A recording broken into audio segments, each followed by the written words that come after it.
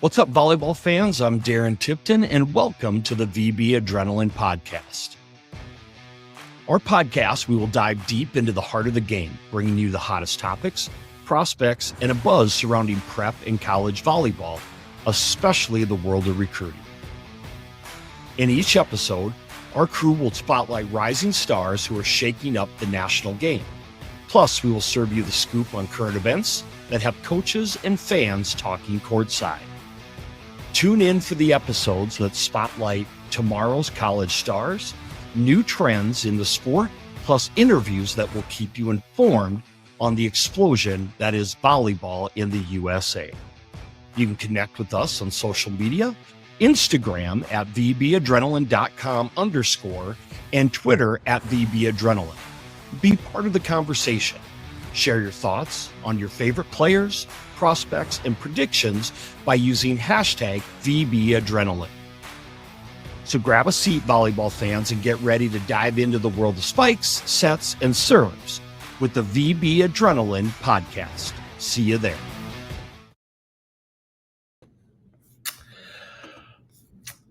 All right, everybody. Welcome back from literally Nashville, Tennessee. It's Darren Tipton and another late night edition of the VB Adrenaline Podcast. And we got here early to Music City, USA. And we are getting ready for what should be, I'm pretty excited for a big weekend of volleyball. And after the ABCA First Serve showcase last weekend in Lincoln, and what was a great opener, first 3 days in Lincoln and a couple days to rest and get a little bit of work done. And now we flew in tonight to Nashville and catch our breath for about 18 hours. And tomorrow night,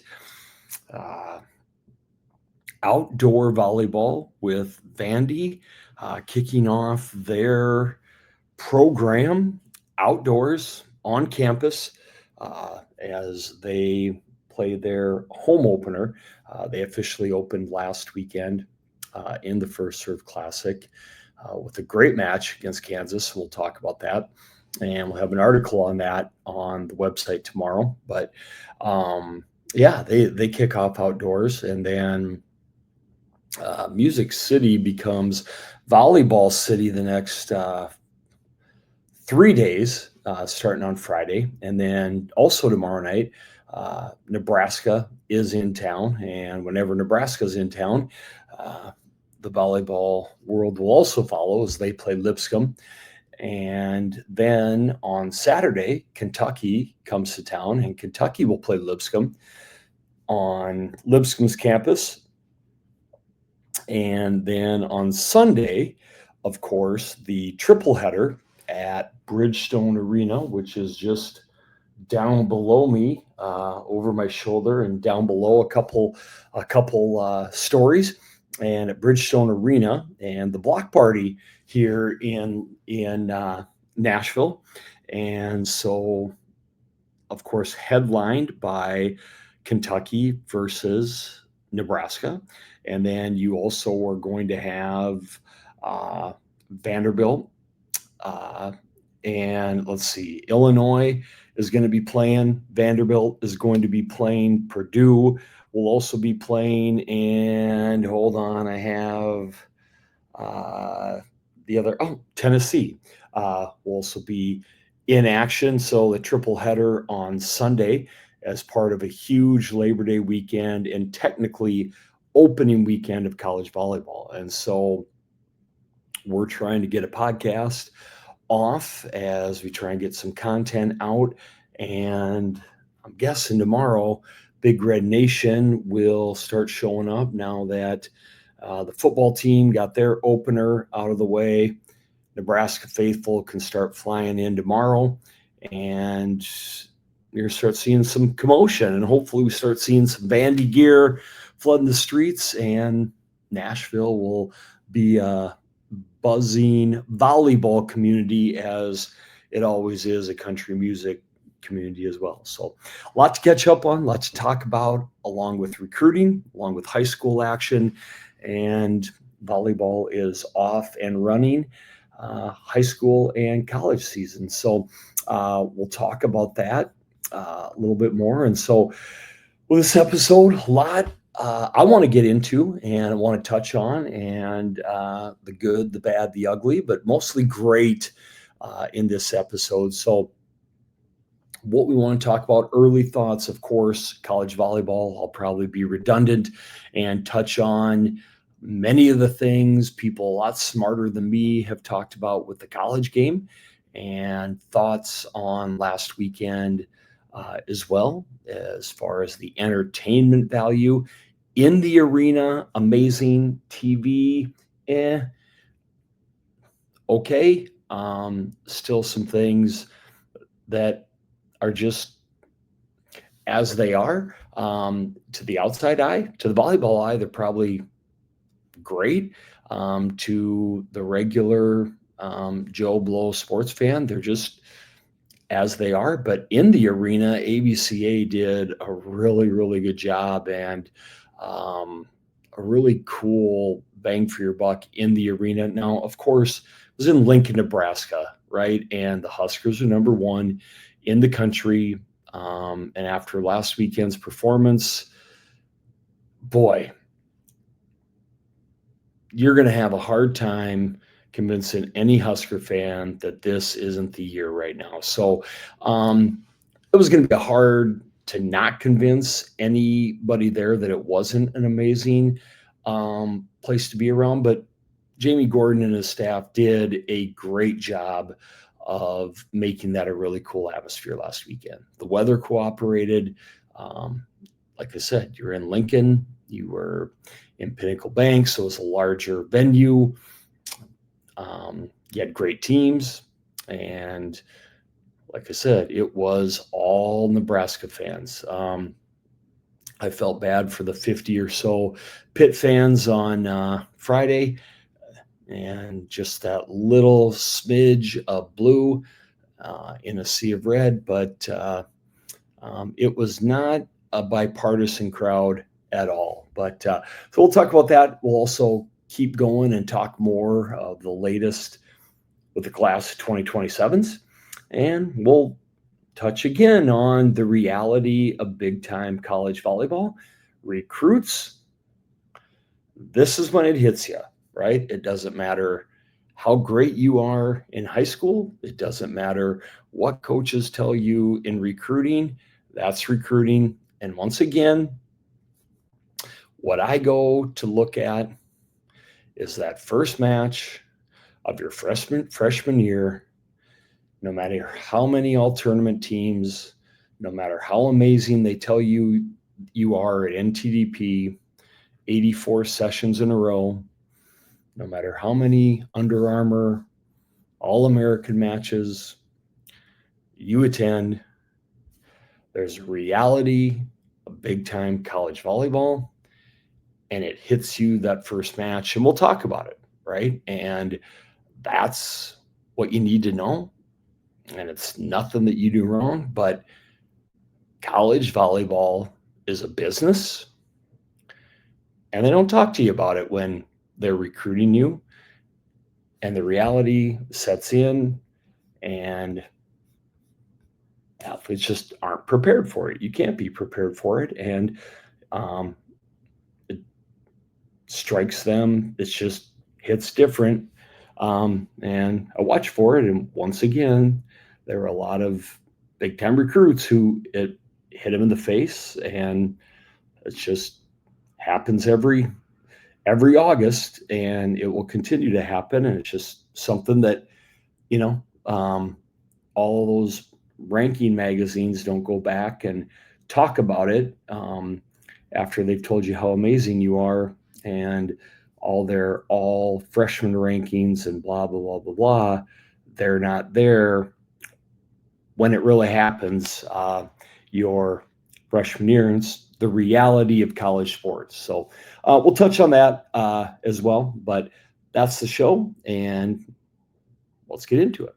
So, first of all, let's talk a little bit about where recruiting's at, and let's catch you up a little bit on what's been going on with this class of 27. And I love it because I've talked all along that I felt this class was different, and I've told you that I felt there's a difference in recruiting, and with the rev share, the salary cap, whatever you want to call it, I felt that it's different, and there's going to be a change, and there's a swing in how recruiting is going to go going forward for several reasons. One of those being that the blue bloods, if you will, cannot fill a roster full of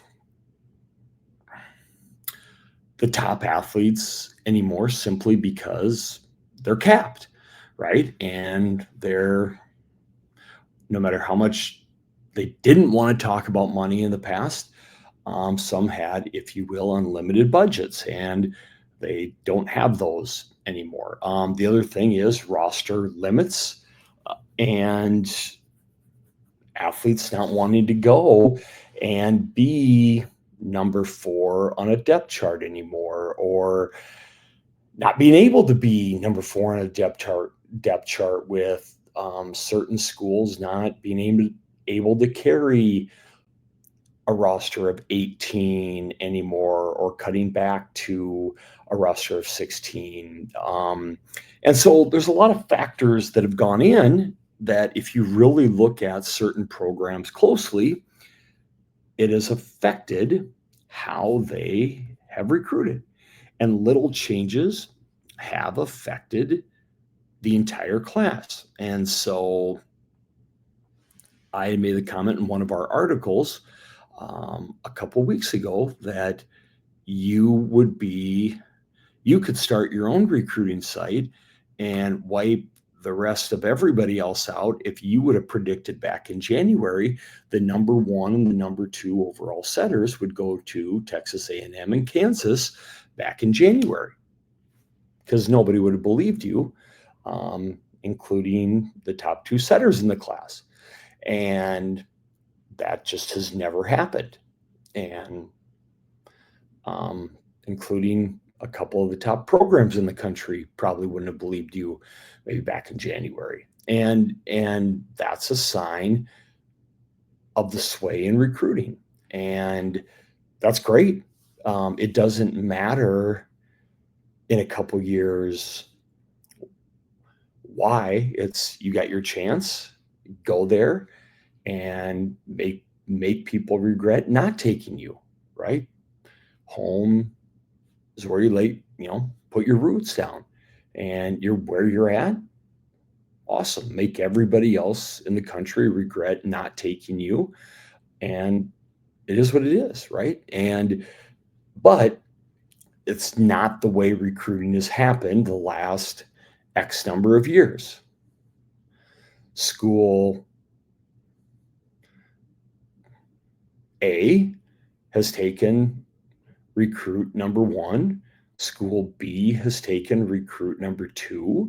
School C has taken setter number 3, and so on. And that is not me telling you that. That's everybody else would tell you that. That's kind of the way it's worked itself out. And so this year has shown you a difference that way. Okay. Now, next year, there's a different cycle. There's different teams up for setters. And so it'll look a little bit different next year. Okay. So there was a difference this year. The other thing is like we said, with rev share and salary cap, certain teams have to make financial decisions in what they can give. Good, and I don't want to say bad, but now you see other programs being able to load up and say, hey, this is the athlete that we're going to load up and put our hopes on. And they can go after a higher quality of athlete that maybe they wouldn't have gotten before because they're able to offer them more. And that puts them in the running for somebody that they wouldn't have had a chance for before. So if you really study a lot of those things, it's interesting. And so as you look up and down, here's some of the headlines. I like it because a lot of these athletes are around now, whether by their choice or by circumstances. They're around when they wouldn't have been before. And I think it's to their benefit. So here are just some of the most current headlines. One, and I love it, and we're going to talk more about Clemson's class in a little bit, but Clemson is a program that has struggled the last few years, and they're not predicted to have a great year this year. I hope that's wrong because I've been able to talk to their staff and get to know their staff a little bit, and I love what they're doing, and I love this class of 2027. And we're going to look at it a little bit, but you want to talk about a high character, high class kid with an amazing story. They continue to make a statement with this class and adding Cynthia Ackerman from Legacy. It's just icing on the cake for this class. We'll see what ends up happening in college, but no matter what they get from her, it will never be because of a lack of effort. They will get 110% from that young lady, and that's a given.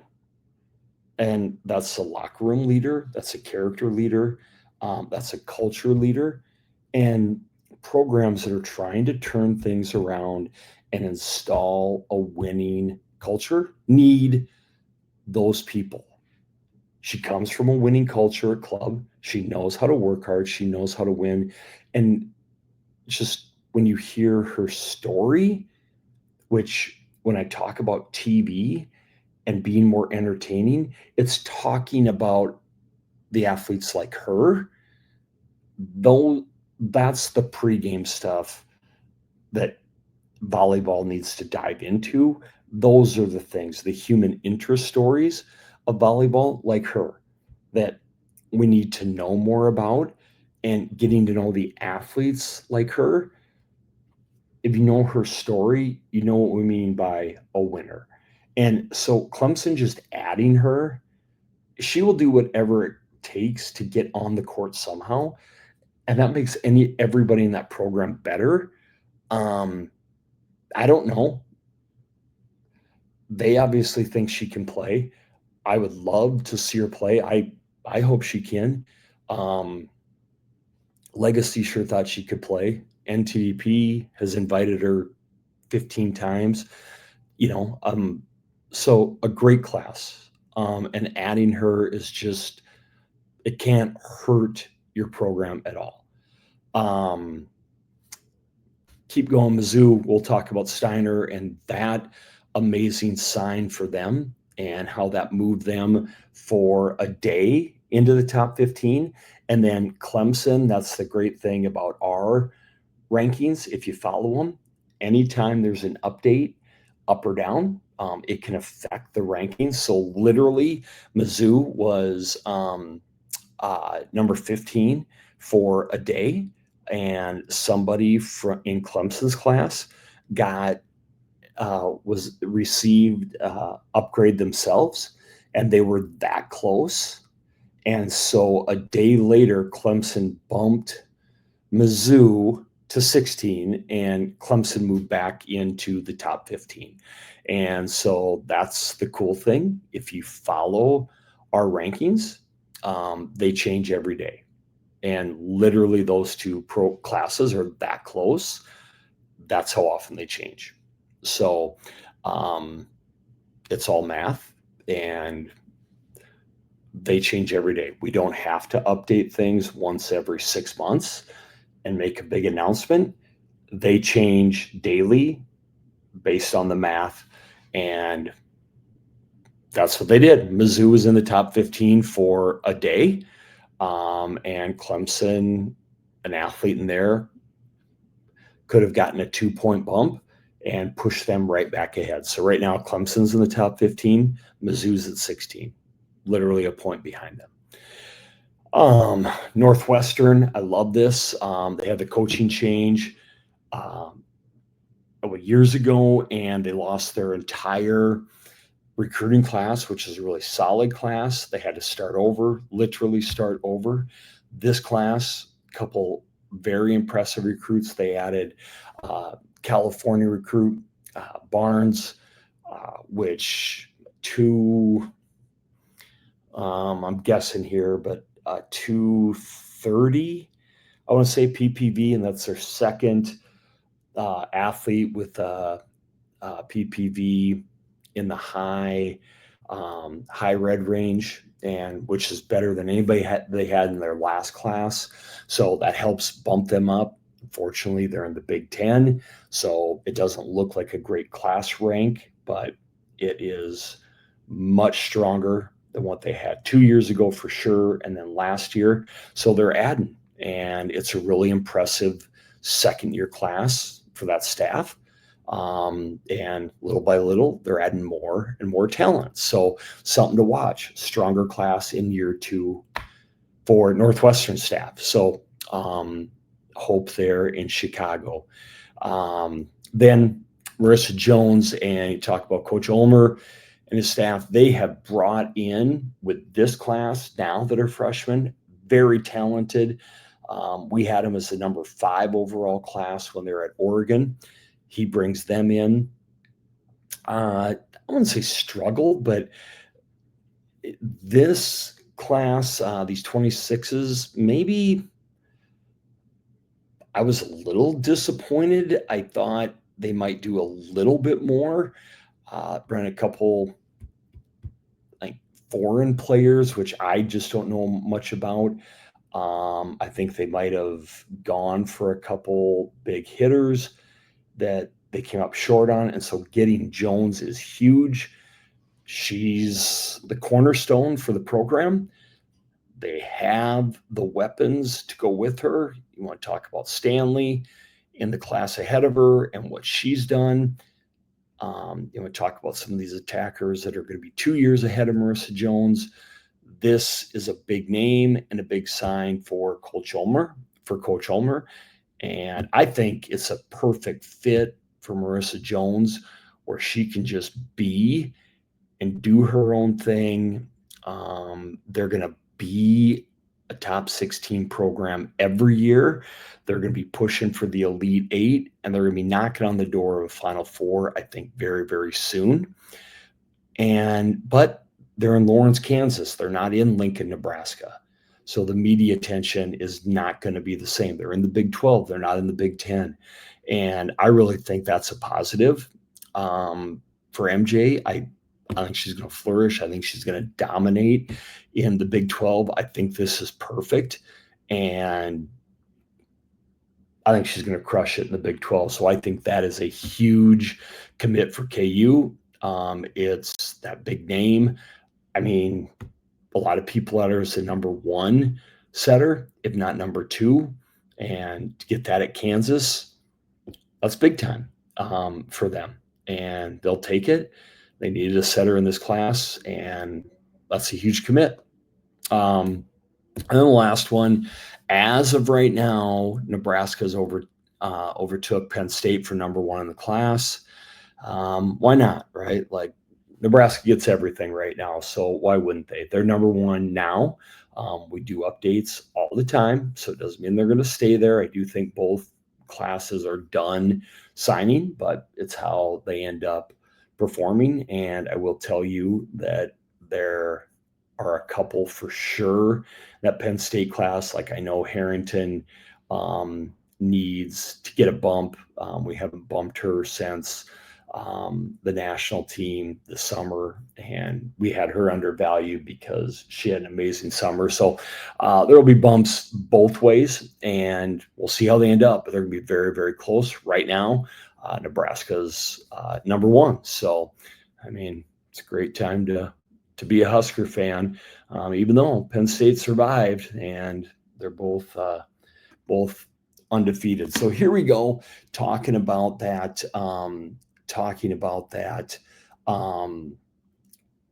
Clemson class and our spotlight class. And this is great. And when you look at ours and you can go um, um, and dig a little deeper, dig a little bit deeper. And when you break it down and you go in and you can look at each athlete, first of all, if you're going to build, they're building with athletes that have played in big time clubs. All right. So A5, Legacy, and Northern Lights. So they're all playing open. They're playing on teams that get to championship courts in open. So they're playing in big time matches. So they know how to win, right? They know how to play at championship court. So they're used to winning. A lot of coaches like that. And if you're going to start and you're trying to instill winning, bring in winners. Okay? Bring in winners. That's one way to do it. They know. And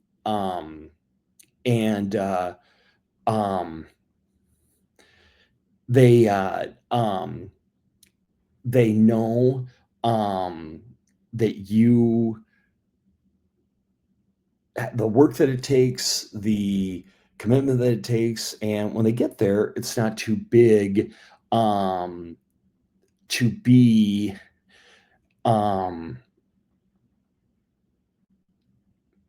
in those big matches, right? And they bring that kind of mentality of just understanding those expectations and bringing in winning expectations. But I look at some of those, who's dub undervalued, I thought. Bryn Meyer, I thought undervalued slightly. Kylie Evans, undervalued, but played athletic and best volleyball ahead of her. Bjorklund, I don't know a ton about, but that's the take, undervalued. Okay. And then Ackerman, right? Like that's, again, they're taking a shot on her. And again, that's a character kid. That is a wild card at the college level.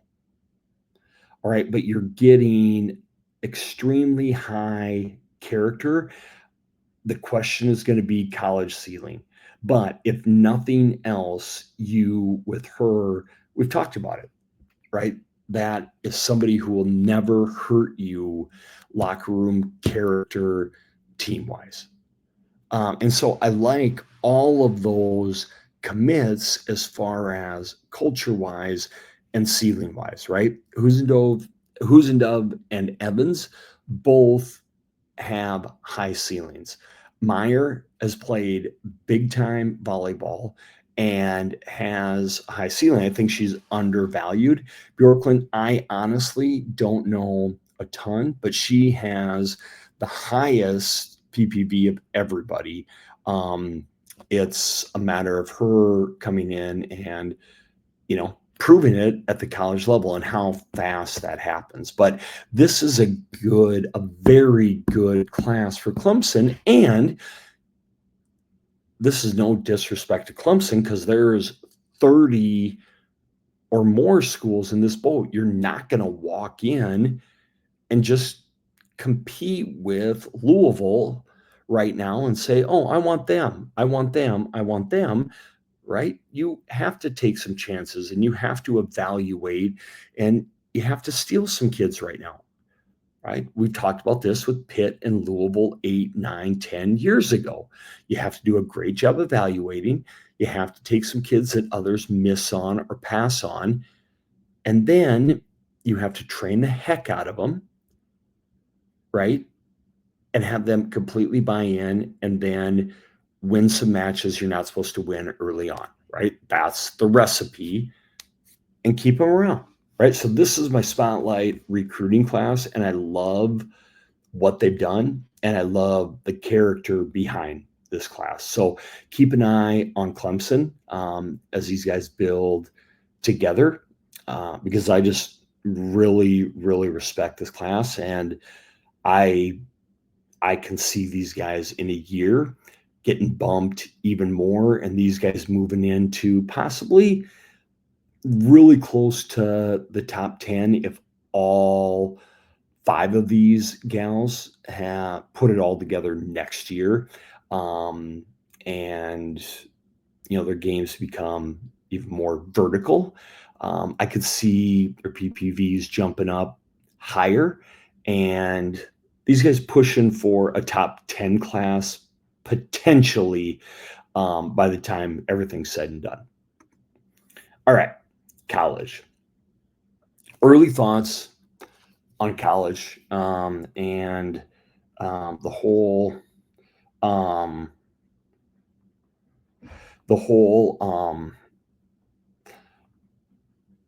preseason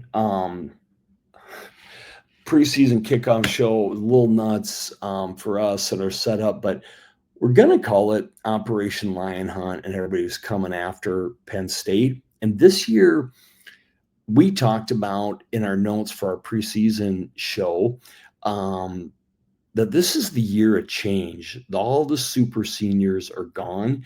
And I think you saw that a lot in week 1, that there's a lot of teams that are going through lineup adjustments, position adjustments, player adjustments. They're not sure what they have. And you even look at Penn State, and they won that because of grit, right, and determination. And, oh, by the way, they have Kennedy Martin, and maybe the best setter in college volleyball, and maybe one of the best liberos in college volleyball, but they're figuring out a few positions. But by no means are they the national champs they were in December, right? They got some positions to figure out. I think we're going to find it when we watch Louisville here coming up, and Kentucky. Yeah, maybe it'd been nice to not schedule Nebraska right away and then Penn State, but they got things to figure out. You're going to find, are they very, very good? Yeah. They might not be very, very good match 1 and 2. Creighton, you saw that once they settled in, once they settled in match 1 against Penn State, got a couple sets in, they played much better, but right away, a little shaky. Okay. Now they're going down, and let's play, Texas. Well, you don't get to take a couple sets off against Texas. You got to have a mature lineup, a veteran lineup. They don't have that yet. 2 months? Yes. Now? No. But Texas, they got a couple freshmen they're rolling in there. How do they play? Right? And as you go through there, Wisconsin, quite a few new faces. How are they going to play? Okay, they're going to look very, very good at times. They're going to look a little sloppy at times. Talented, but sloppy. Pitt, same thing. They had a National Player of the Year. Yes. Is she amazing? Yes. Do they have some new pieces? Yes. Were they up and down last weekend? Yes. Do they look very, very good at times? Yes. Did it frustrate their coaches? Yes. Are they going to be fine in December? Yes. Right? And so the whole landscape of college volleyball, other than maybe a couple teams, one I cut off there, their little lassie, but Texas A&M, very veteran team. Okay, knocked off Minnesota, right? Rather easily. Texas A&M has an advantage. Veteran. Nebraska breezed through last weekend. Now, they should have. Okay, they're at home, 98% Nebraska fans. That was set up for them to do that. Okay, but they're the most experienced team probably in college volleyball. A&M's very close. And so they're going to look good. And they should, right? They should have that experience all year. But so a lot of this early in the year is going to be teams figuring it out. Volleyball is not the cohesive, veteran, mature teams that we saw last year. It's a lot of new, inexperienced, talented, but inexperienced teams learning to play together. So Nebraska should have several dominant wins in non-conference. I really love my guy Skinner, but I want to shake him for scheduling this Bridgestone match, with what he has. And he would say, that's why I don't call you, Tipton, and ask you for your dumb advice. I've been doing this long enough, right? But that's going to be a young team with many young or new pieces going against a well-oiled machine. And it's going to be a well-oiled machine playing match number 4 versus a Kentucky team with, for sure, a brand new setter and right side in match number 2. So we'll see. I'm going anyways, but we'll see what happens. All right. Continue with early thoughts. Nebraska. By the way, did anybody hear that they look pretty good? And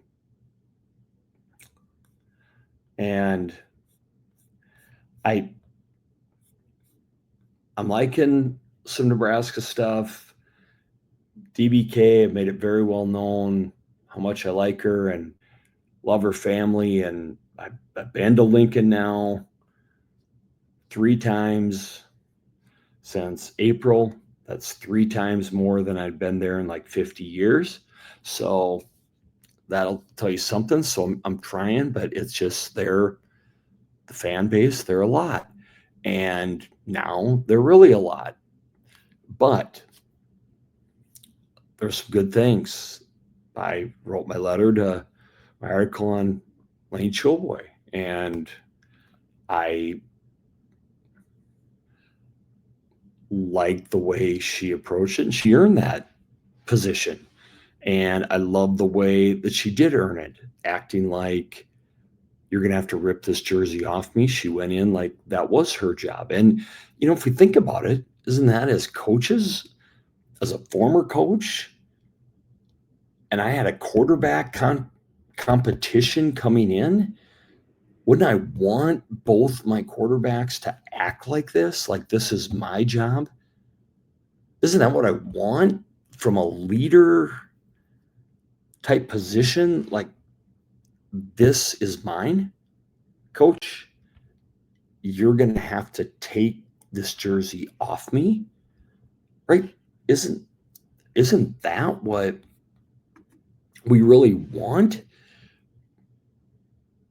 from a coach? Isn't that what we want from our bro? That confidence, that leadership. Like, I busted my you-know-what for 2 years. I played in 2 Final Fours. I won parts of 2 Big Ten championships. I sat behind the GOAT. I put in some hours here. Lexi's gone now. It's my turn. Like, I've earned this. Yeah, nothing against Liv Mock. This is my job. She can take it in 2 years when I'm gone. Like, come get it. And again, no disrespect to whoever's behind her, but that's how that person should act then. And I never really sensed that. I just always was like, and people would argue, well, oh, you don't have to be loud and yell and dive all over the place. And be on social media. No, no, you don't. But I just never heard anything, right? And since day one, I always heard your libero was supposed to be your best communicator, right? Like she exuded that confidence, but I do know you got to sit back there and take a lot of bullets, and you better have a short memory if you make a mistake. And that's what Lainey Choboy has. It's on to the next one. And she walks back there with confidence. And after a while, I was like, why don't I love this person back there? That's what you should do. And if I was coaching, don't I want somebody back there that has that confidence? If I was coaching them, isn't that what I would love, is how she acts?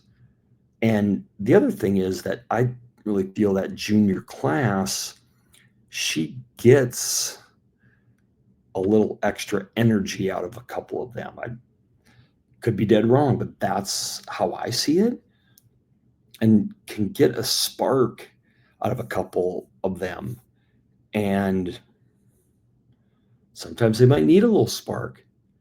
I asked who from Arizona, who will be a Husker, ironically, in a couple years. I just said to her, I'm like, you play with a lot of alphas, right? Like a lot of stars. And that can be tough sometimes when they struggle. Who goes up to them and says, let's go? Like, let's go. She's like, I do. I'm the one who has to do that. Right. And that's what I want to know. Like, who's the one who goes up to the superstar and says, let's go? And maybe in a little ways, that's Lainey. Like, they need a kick in the butt.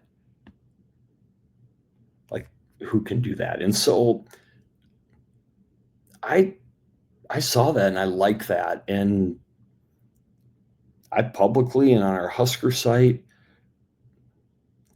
was all in on the other. Yes, from the start, I thought that completely is how it would go. So I'm very good when I'm wrong.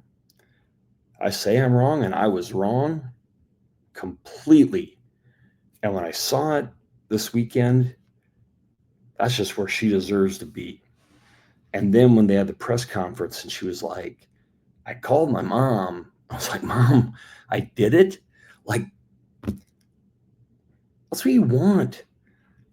Like, that's what you want. Somebody that transparent. And with Nebraska in general, one of my sources in the business called me. I was like, oh no, you were right. I'm like, what? And they were like, watch out. It's like, DBK's got all of them buying in. And he's like, when they're not looking over their shoulder and all of them are making hustle plays, like all of them, that's bad news for everybody else in the NCAA. Because they're not stopping and thinking. They're just playing and having fun when athletes are just being athletes and they're not thinking about anything negative. And if they're doing that already, that's bad news for everybody else. And that's exactly what I saw, especially on Friday night. There was some play in the fourth set, I believe, some long rally, and I think it ended with Taylor Landfair coming out of nowhere, and it was like a block for a point, some hustle play where she comes flying across and gets a hand for a block. And I just think it's a play she doesn't make last year. She's a step away. And she almost turned to the team like she had this look on her face of almost like surprise, but excitement. And the rest of the team just went nuts for her that she made this play, right? And she turned around like, And I was like, uh-oh, they get that little extra on top of all the ability and all the depth and all the athleticism, and now they're playing free and loose and with total confidence and having fun. Just watch out, because when they get people like Landfair making hustle plays and effort plays to go with everything else, and then that just gives a little more juice to like Andy and Harper, because Landfair or Choboy or right, like they make something. That's the difference in stuff in December, I think. And that's what they did. And that's what was scary to me, just the general observer who knows nothing about scheme or anything else. And that's what made them, I thought, a really scary team on top of all of their talent, including Adriano, who I was very impressed with on Friday night. Now, by the way, is Olivia Babcock still just amazing? Yeah. Yes, she is. And that Pitt team's going to figure it out and get it together. They thought they had set one, they got set three, and they were there. But keep going. Here's some of the preseason stuff we had and we talk about. Get this done. Our match day live plans just kind of, we kind of had we got swept in our in our opener, but that's okay. We'll learn from it, and we're going to figure it out hopefully in Fort Worth. So we regroup and we'll go on. But some of the stuff we had ready for the match day live stuff was one of the things is misplaced in the polls. Some of the teams really like that we thought were maybe not preseason ranked correctly, but number one, UCLA, right? I just felt like they went all in for a reason. They need to, like, this is the year. They have to perform. And for the way they went all in, they didn't do that to end up 18th. Like, I feel like they need to be a second weekend team. And 18th is like, that's just a one win in the tournament type team. So I am going second round and feel like they're pushing a top 10 team. I really do, to make some noise. And especially now with the injury at Minnesota that I think bumps them farther down. I think that bumps UCLA ahead of them potentially in the conference. And so I think they really pushed the top 10. Now, definitely a top 10 team. Texas A&M, everybody had them at number 9. And I just felt and I don't think they're a surprise anymore. A lot of people have talked about them now, but their staff intends to win the SEC. I just think they have enough coming back, and they feel like they are not anybody's like afterthought anymore. They beat Texas last year. They have a ton of returning talent. Their best recruiting class ever. They're now freshmen. Mix them in. They got a lot of momentum. They expect to go a ways in the tournament, like possibly like that round of 8-ish. So I have them. I do. I have them. Number 6 is where I would have put them in the opening poll. But number 9, I can see that. That's not bad, but I just had them. I had them higher. So I had them number 6 to open the season. Stanford, I had the other way. I thought that might have been one that they were ranked based on just who they were. Um, somebody online wrote, "Did Stanford get ranked just because their coach has great hair?" And maybe, but now I will tell you, once they get into conference, they're not going to lose much, and their freshman class is so talented, and they're outside. Their pins are so good, but they're just not quite what they were. And saw that a little bit last weekend, going against some of the Big Ten, uh, teams, and some good matches. They just came up short, uh, and I think it'd be good. I just don't know how the non-conference will go, so I would just put them outside. I would have flipped them with A&M actually, and just had them at 9. Now, um, again, I think they'll climb back up there once they get into ACC play, because they're just, other than maybe like splitting with, Pitt, Louisville, maybe with SMU, they're just not going to lose in conference, but it's a non-conference that um, I think you look at.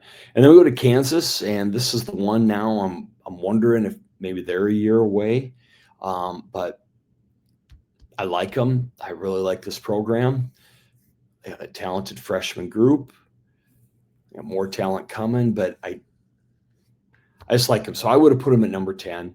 I really do think they're a second weekend team, despite the youth. I like them working in those young players, and they will mature.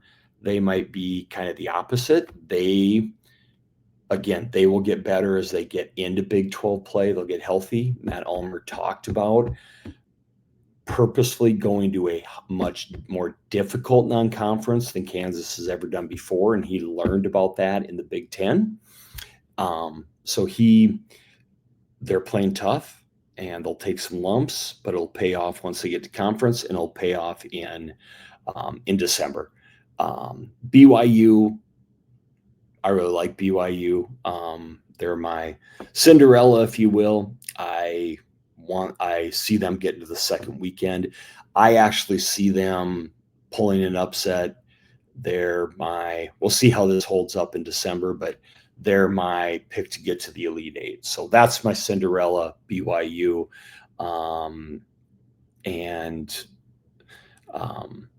So I would have had them at 14 to start the year. And then Ole Miss, I'm really begging for a shout out from you guys. I've given you guys like three or four shout outs in our coverage, just wanting one shout out from the Ole Miss social media, our staff.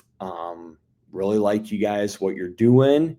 But I think they're doing it again. They come in not ranked in the initial poll. I do see them getting into the polls, making a little run like they did, and getting at least one win in the tournament.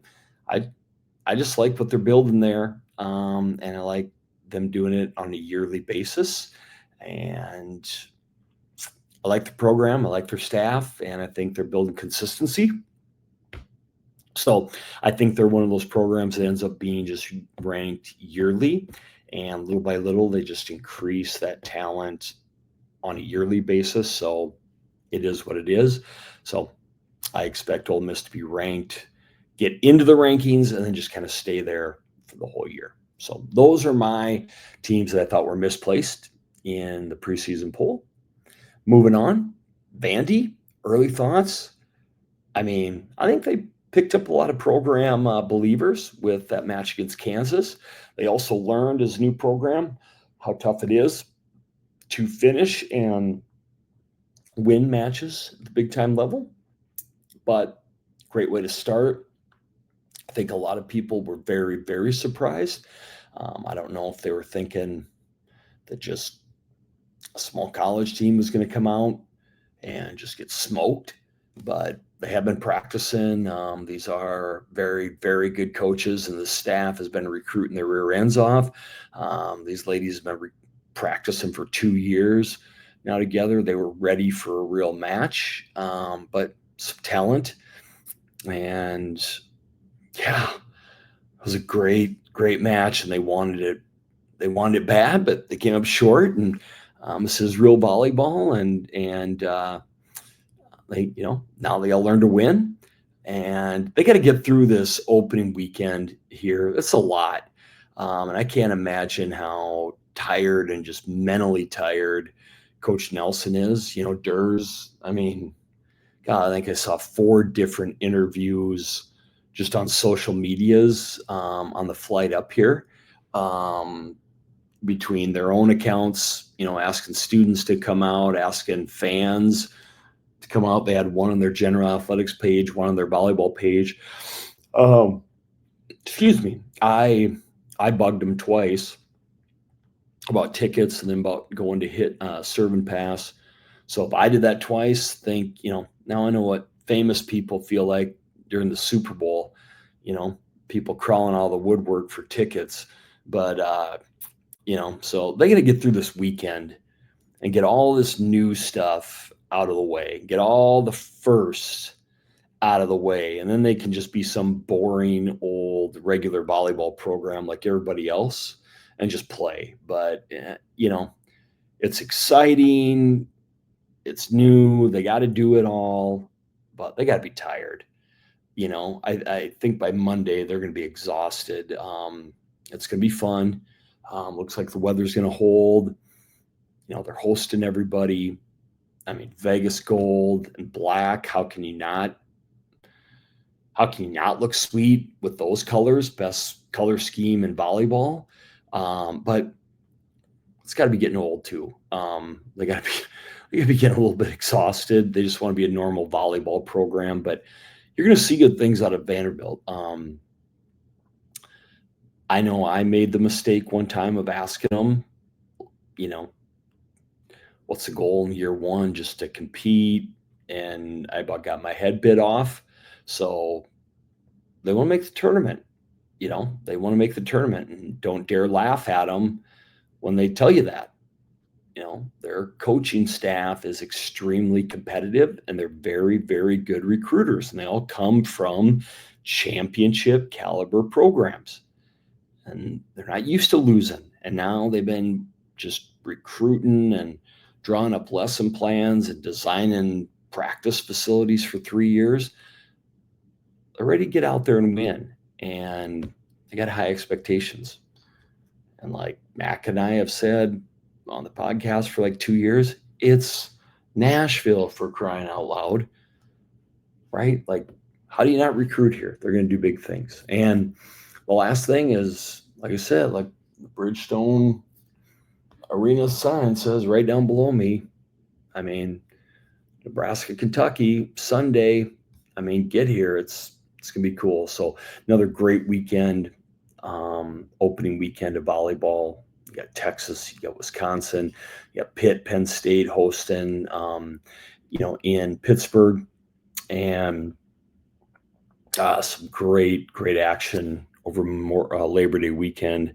And, if it happens to be a downpour of rain in your hometown, perfect. Grab some chips, sit on the couch, and watch some great volleyball. So some cool things there. We'll move on to the high school stuff. I'm going to speed through this a little bit, but up on our site, we continue to follow some stuff. Marley Steiner, I love this commit to Mizzou for a lot of reasons. One, she took her time, and we got an article up on the website about her taking her time and how that cost her some offers and some offers to some big schools early. She took her time. She waited. She wanted to get on campuses. Excuse me. And that was huge. She ended up at Mizzou, and why that was big for Mizzou and their class, and putting those classes together. And Mizzou's 3 of their 5 commits in this class what this class looks like and how they're putting back-to-back classes together, which are very important when you talk about designing a championship run. You got to have back-to-back classes. Normally, you got to sandwich those together to have a championship contender. And now it's looking like they do with their 26s and their 27s. And Steiner, I really hope big things for her because it's neat getting to know her and how far she's come. She's got a long way to go. I mean, she's gonna have to get stronger for sure to put up with the wear and tear of college, and have her body hold up. But she can do some big things. She had a lot of big programs looking at her, so that's a big win for Mizzou. Go check that article out on our site, and then post an article this week on debate 28 and the year of the bro, and listed about 10, 11 liberos in the class of 28 that are very, very good. And these are just bros that have player profiles with us so far and that we've watched a significant amount. There are more I know, but these are 10 that we thought contended for playing at top 20 type programs. And it's a deep class, and one of the deeper classes I can remember since we started doing this. So a lot of depth here and a lot of high end depth, and I just think it's going to be a really, really good year for liberos and programs looking for liberos that can come in and make impact early. So great article to check out. And hey, 28 bros, we're going to learn about a lot more of you. These are just ones that already have player profiles on our site, so we know about them, and excited to learn about more of you. Create a profile, get on our radar, let us start watching film on you during your prep season, and we know more about you heading into the club season. So easy way, go to the website, get one of those created, and a lot easier for us to get you on our radar. So, but very solid class and deep class of liberos in 2028. Hey, person of the year, something to talk about. We posted this on socials, wrote a quick article about it on the website, but we put our 26 and our 27s and players of the year. Our person of the year, everybody has a player of the year, and thus I'm just different. Everybody knows that. Person of the year, obviously you have to be a solid volleyball player. Everybody on this list is. That goes without saying. We don't get stats. Not everybody has stats. Not everybody posts stats. Stats are not equal at the high school level. A dig in one state is not a dig in the other. And so those aren't comparable. But it's really been important to us at VB Adrenaline that we promote the right type of leaders. And that's been important the last 2 years, considering some of the things that have gone on in the college landscape. And you hear me talk about it. I try and talk about athletes like Ella Swindle, right? And I don't care that she struggles on the court. Yeah, I care because I feel bad that she had to go through that hard time, but I really care the type of person she is. And we're going to continue to talk about that. And I want to point out athletes that are really, really solid people. And I research that and I ask a lot of questions that's important to me. And a lot of times the media is going to run with what they're told, and we're not promoting the right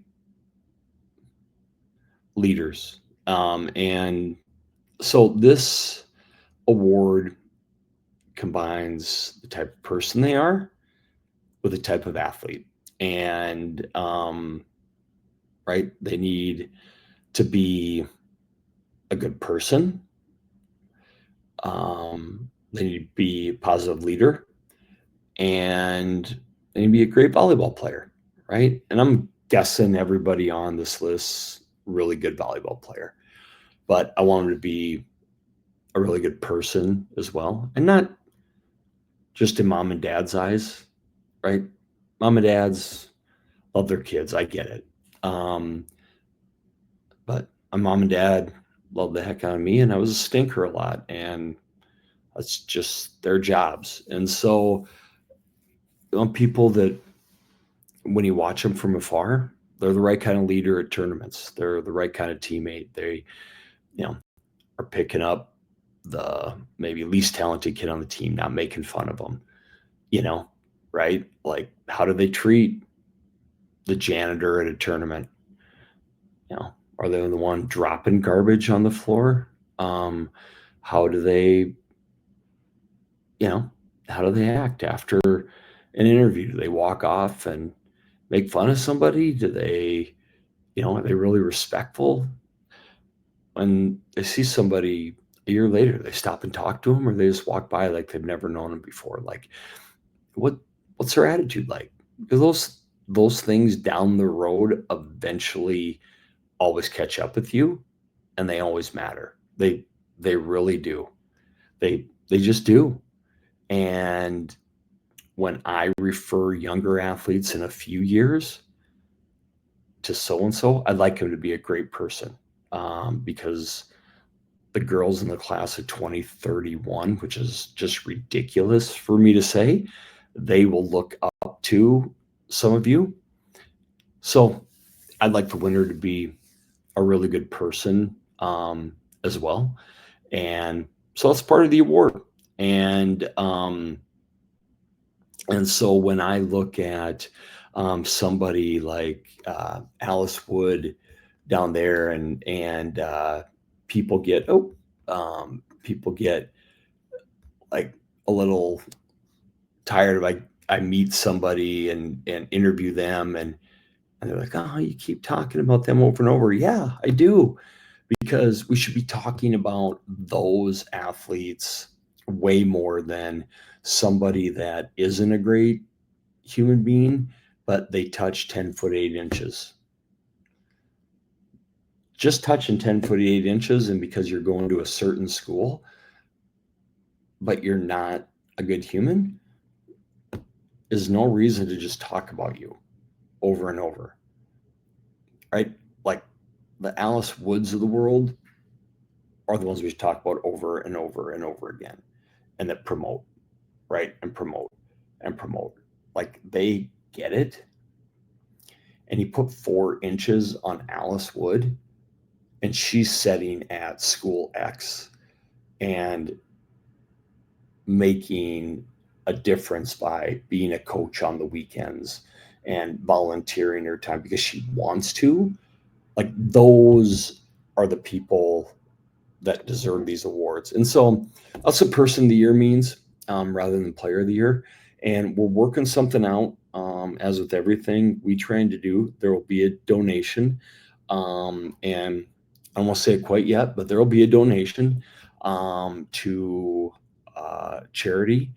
Um, and I want it to be more than just a cash donation that we make in the athlete's honor. We're trying to set up an actual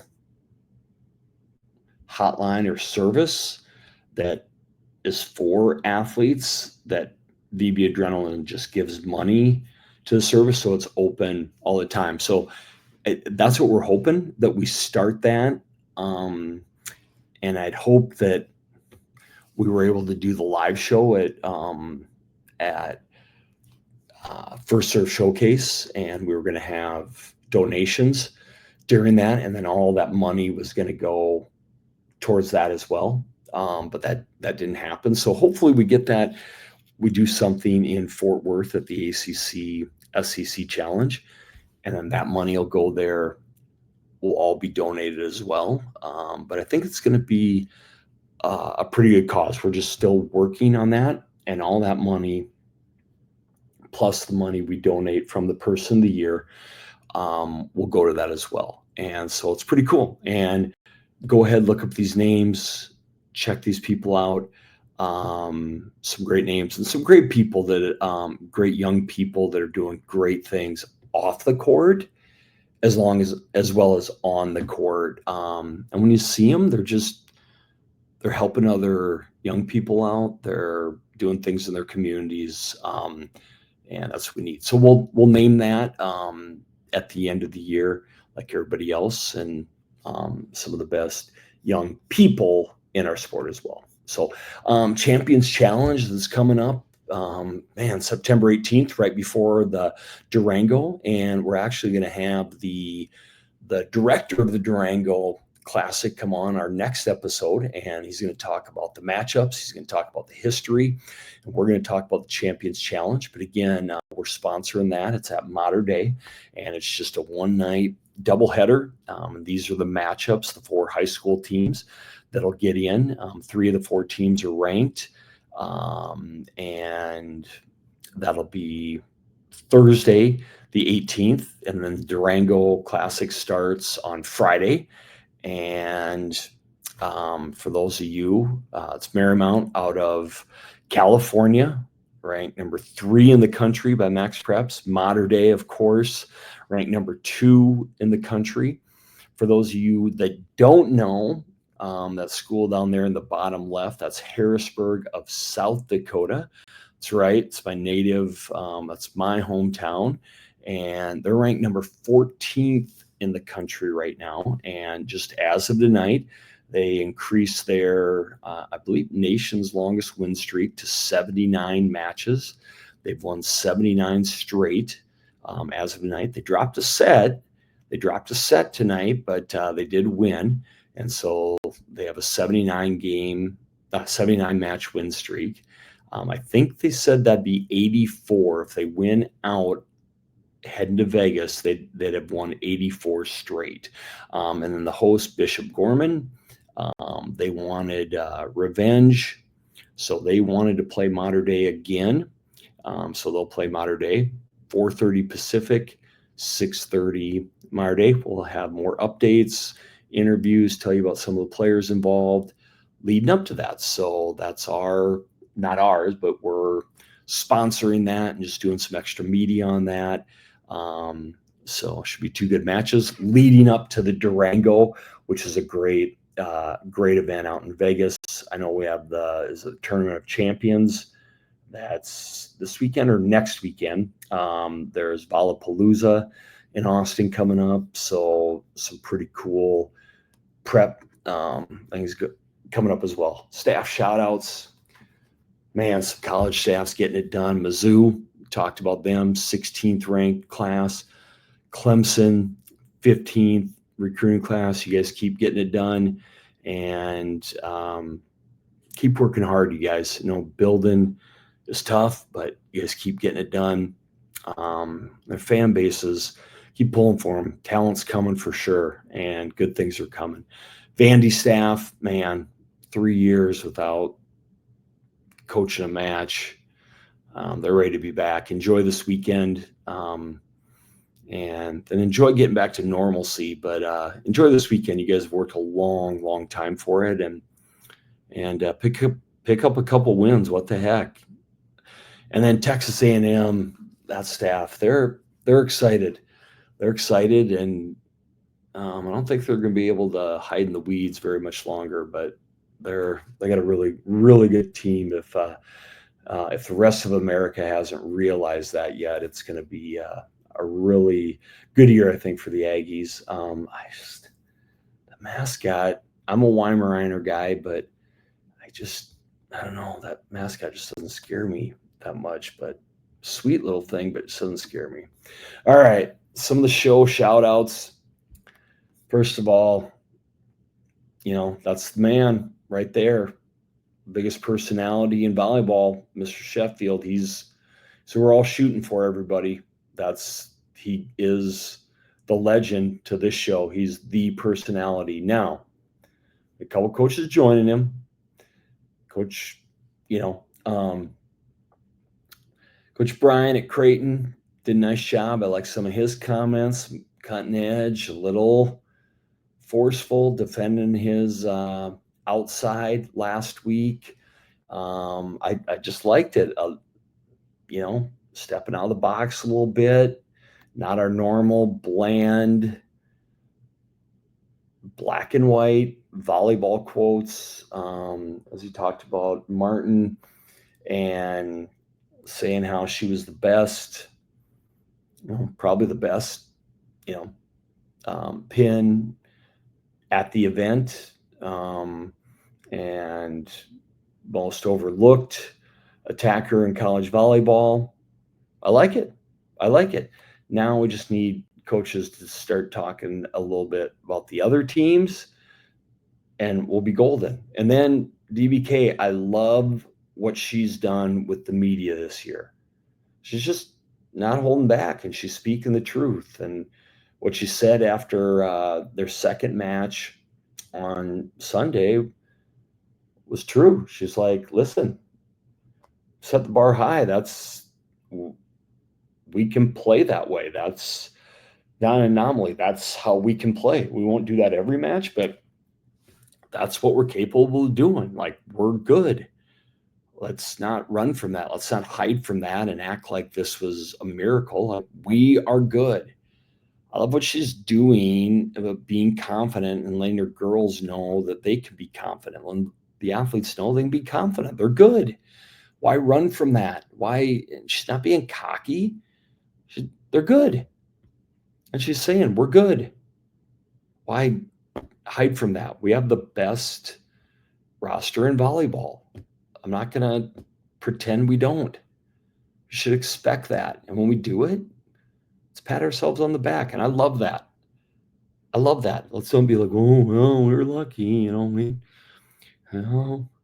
Some days, we wake up and we just kind of got lucky out there today and some things fell right. No, like, we're good.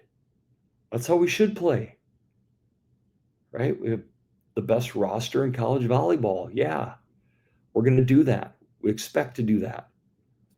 That's great. I wish more coaches would talk like that. It's called honesty. It's not being cocky. That's good. And I think she empowers her team when she does that. And I hope that fires up some other coaches. Because you want to shut her up, go beat her. That makes everybody better. And then if you happen to say, well, they weren't the best today, good, because then that'll fire her up a little bit more. She might say something back, and now you know what we got? We got a little drama. We got a little drama in college volleyball, and that's okay for everybody. It really is. It really is, because now you might get another couple hundred people to tune in. They might tell a friend.